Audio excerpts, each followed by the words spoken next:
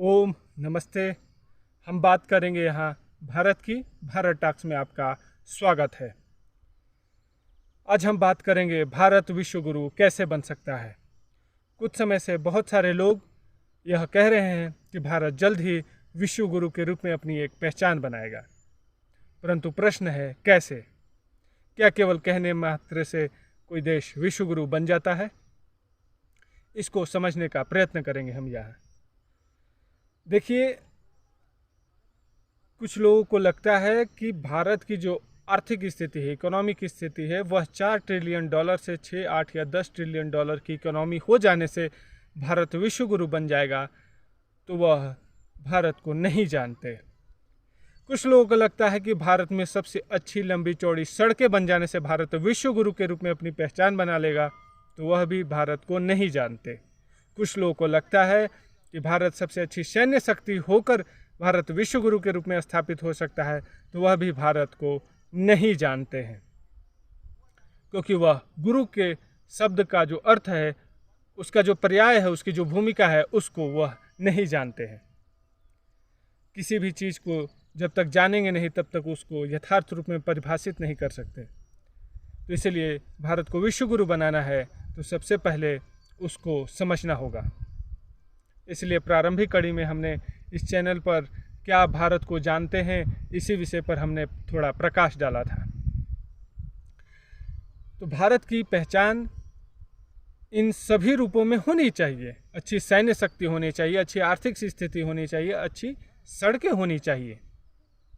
इनके होने के साथ भारत विश्व गुरु के रूप में पहचान तब बना पाएगा जब वह पूरे विश्व को सही रास्ता दिखा पाएगा।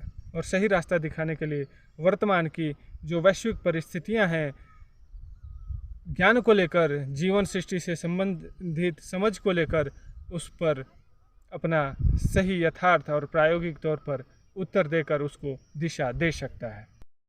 जब तक आप किसी का प्रश्नों का उत्तर नहीं देते, तब तक आप गुरु के रूप में कैसे पहचान बना सकते हैं? गुरु शब्द के अर्थ को पहले समझते हैं। गु और रू इन 2 अक्षरों से मिलकर बना है। गु का अर्थ है अंधकार, रू का अर्थ है प्रकाश। अर्थात जो अंधकार से प्रकाश की तरफ ले जाए उसे हम गुरु कहते हैं। अंधकार का अर्थ अंधेरा नहीं, प्रकाश का अर्थ कोई ज्योति, सूर्य या लैंप का नहीं, बल्कि अंधकार का अर्थ है अज्ञानता, प्रकाश का अर्थ है ज्ञान। अज्ञान से जो ज्ञान की तरफ ले जाए उसे हम गुरु कहते हैं। अर्थात हम जीवन की जिस समझ की स्थिति में होते हैं, उससे हमें जो आगे की दिशा देता है उसे गुरु कहते हैं।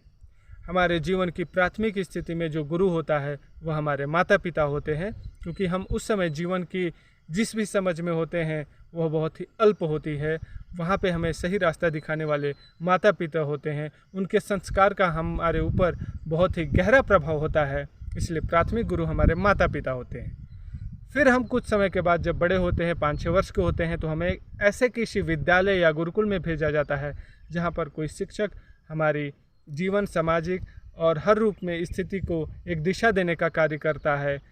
उसे हम जीवन का द्वितीय गुरु कह सकते हैं। तथा तत्पश्चात 25 उम्र के बाद लगभग जब हम अब कोई नौकरी करते हैं, कोई गृहस्थ में प्रवेश करते हैं और सामाजिक जिम्मेदारी के साथ जीवन में आगे बढ़ते हैं, उनसे संबंधित जो समस्याएं आती हैं उनका निवारण करते हुए, उस जीवन की स्थिति में स्थिर रहते हुए हम आगे बढ़ें, उसमें जो सहायता प्रदान करता है वह हमारा तृतीय गुरु होता है, जिसकी पहचान आध्यात्मिक गुरु के रूप में भी की जाती है। तो गुरु का यह जब व्यापक अर्थ आप समझते हैं, तभी आप विश्व गुरु की पहचान को समझ सकेंगे। तो विश्व गुरु वही कहलाएगा जो पूरे विश्व की वर्तमान स्थिति को समझते हुए उसको एक सही दिशा दे सके। विद्वान होना और गुरु होने में बहुत बड़ा अंतर होता है। विद्वान उस गरजते हुए बादल की भांति होता है जो गरजता है लेकिन बरसता नहीं है, लेकिन गुरु वह होता है जो गरजने के साथ साथ बरसता भी है। अर्थात वह जीवन की जिस भी ऊंचाई में होता है वह हमारे आधार पर आकर हमारी सहायता करता है, हमें दिशा प्रदान करता है। जैसे बादल भले ही कितनी ऊंचाई पर हो, वह जब तक नीचे आकर पौधों, पेड़ों के जड़ों पर आकर उसको सिंचित नहीं करता, उसको पोषण या उसको वृद्धि करने में सहायक नहीं होता, तब तक उस जल का कोई मूल्य नहीं, उस जल की कोई भूमिका नहीं हो पाती है। इसलिए वर्तमान में जो पूरे विश्व की जो स्थिति है, आने वाली प्राकृतिक आपदाओं को लेकर यह एक बहुत बड़ी चुनौती है, तथा आने वाली जो भविष्य, आने वाली जो पीढ़ी है, उसकी जो मनोवैज्ञानिक स्थिति है, उसको ध्यान में रखते हुए उसके आधार पर उसको आकर उसको कैसे सही दिशा दे सकें ताकि वह जीवन में आगे बढ़ता रहे।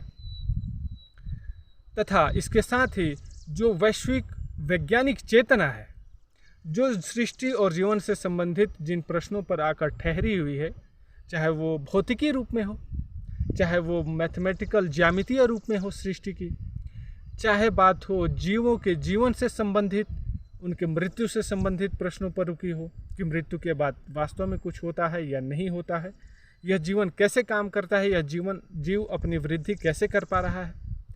तो इन सभी प्रश्नों के उत्तर जहाँ पर वह नहीं प्राप्त कर पा रही है, उनका चिंतन रुक सा गया है, तथा मनोविज्ञान इस बुद्धि के अथाह साम्राज्य के विषय में समझने का प्रयत्न कर रही हो, तो उनका यथार्थ रूप में जब तक आप उत्तर नहीं देते और उत्तर देने के बाद उसको एक सही दिशा नहीं देते, तब तक आप अपनी पहचान विश्व गुरु के रूप में नहीं कर सकते हैं।